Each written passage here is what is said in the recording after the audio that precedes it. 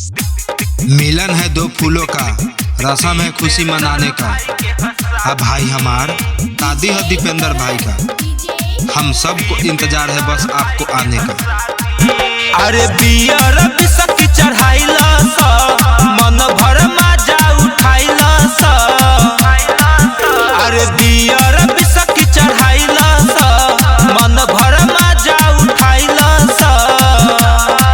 सब कुछ बहाया जुआ जहदी हो, अब डीजे पर कमर हिलाला, दीपेंद्र भाई के हसादी हो। अब डीजे पर कमर हिलाला, दीपेंद्र भाई के हसादी। दीपेंद्र भाई के हसादी। डीजे करण, दीपेंद्र भाई के हसादी। हाँ बन के बाराती आज के राहती, लुटा खूबे लहार हो।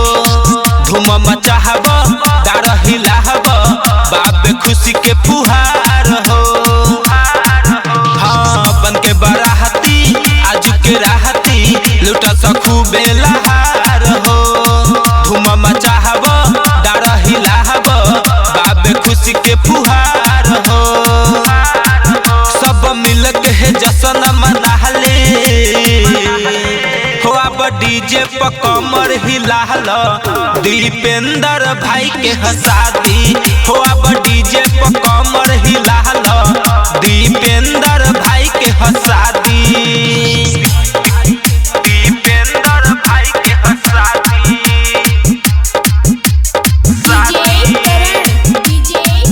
दीपेंद्र भाई के हसादी।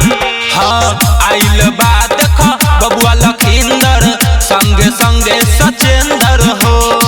धूम मचाहब ढिठे उड़ाहब, लेके रॉकेट बम हो। हाँ आइल बा देखो बबुआ लखिंदर, संगे संगे सचेंदर हो। धूम मचाहब ढिठे उड़ाहब, लेके रॉकेट बम हो। जवन अलग बा ओकर न चाहदी हो। अब डीजे पर कमर हिलाला, दीपेंद्र भाई के हसादी हो। अब डीजे पर कमर हिलाला, दीपेंद्र भाई के हसादी।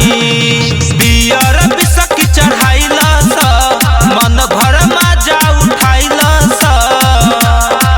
सब कुछ बहाया जुआ जहदी